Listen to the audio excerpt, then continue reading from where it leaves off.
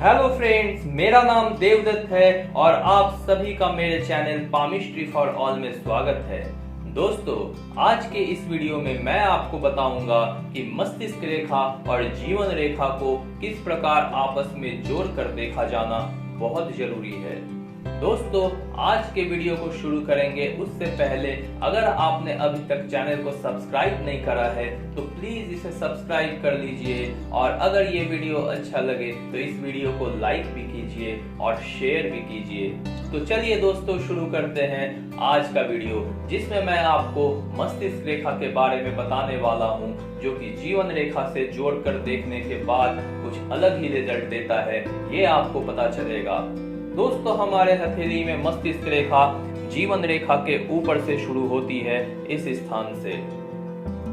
दोस्तों, अगर मस्तिष्क रेखा आकार में बहुत छोटी होती है तो फिर ऐसा व्यक्ति बहुत ही मंदबुद्धि होता है और उसका चिंतन संकीर्ण होता है।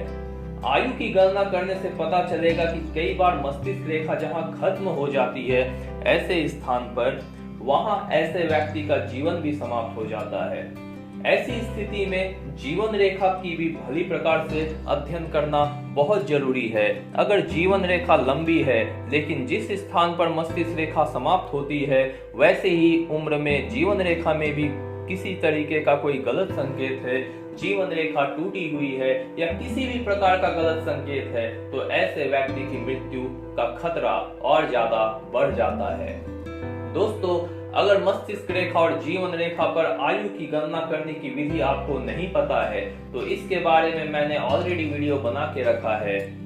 आप ऊपर आई बटन में जो लिंक दिख रहा है उस पर क्लिक करके आप उस वीडियो में जा सकते हैं, या फिर नीचे डिस्क्रिप्शन में भी मैंने उन वीडियो का लिंक दे दिया है। तो आप जीवन रेखा और मस्तिष्क रेखा, हृदय रेखा, भाग्य रेखा, सारी रेखाओं से आयु गणना उस वीडियो के माध्यम से सीख सकते हैं। दोस्तों, अगर मस्तिष्क रेखा और जीवन रेखा दोनों हाथ में छोटी हो तो फिर ऐसी स्थिति में उस व्यक्ति की मृत्यु का होना निश्चित माना गया है। मस्तिष्क रेखा जहां समाप्त होती है उसके अंत में यदि सितारे का चिन्ह हो तो फिर ऐसे व्यक्ति की अचानक मृत्यु की भविष्यवाणी करना सरल हो जाता है। सितारे को दुर्घटना का चरम बिंदु माना जाता है।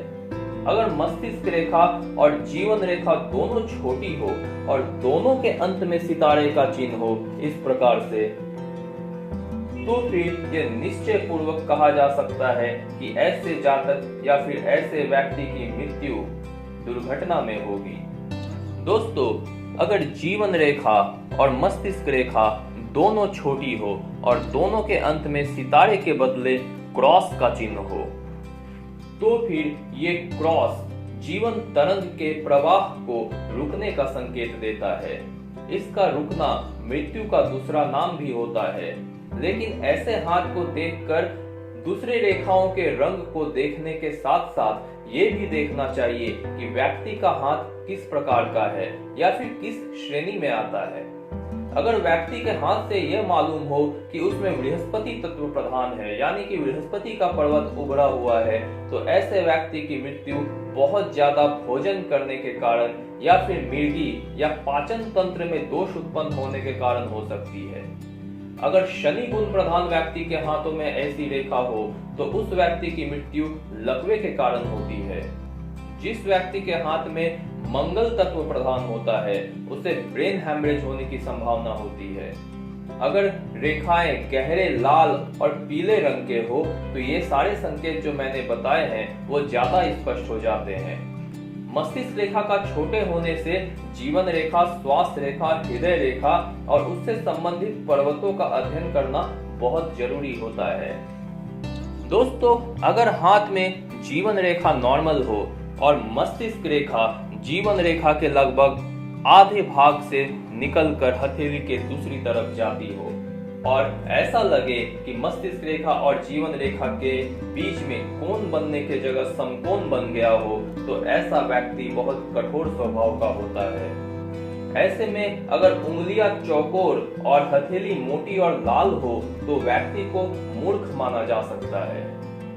व्यक्ति के हाथ में हृदय, मस्तिष्क और जीवन रेखा के अतिरिक्त कोई और रेखा नहीं दिखाई दे तो ऐसे व्यक्ति में प्रारंभिक जंगलीपन होना माना जाता है।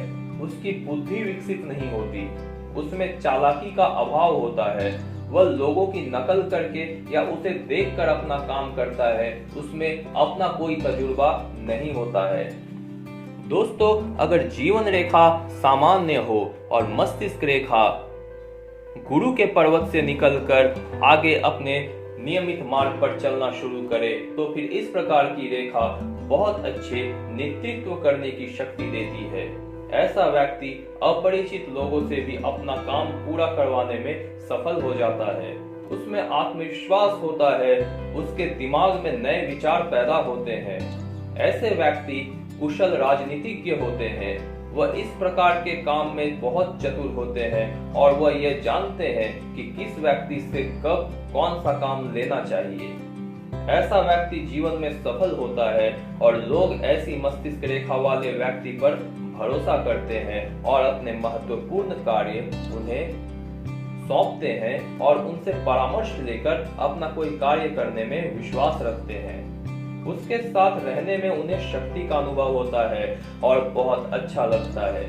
ऐसे व्यक्ति के हाथ में अगर अन्य कोई दोष ना हो तो वह लोगों से कुछ भी प्राप्त करने में सफल हो जाता है। दोस्तों, ये थी हमारे हथेली में मस्तिष्क रेखा और जीवन रेखा के आपसी संबंध। ऐसी रेखाएं अगर आपके किसी के हाथ में हो तो ये बहुत ज्यादा खराब भी हो सकता है और फिर ये इस तरह की जो गुरु पर्वत से निकलने वाली मस्तिष्क रेखा होती है वो उसके जीवन में अच्छा प्रभाव भी दे सकती है। दोस्तों, आज के वीडियो में इतना ही। आगे के वीडियो में मैं कुछ नया लेकर आऊंगा। तब तक के लिए आप बहुत अच्छे से रहिए, अपना बहुत ख्याल रखिए। Thank you.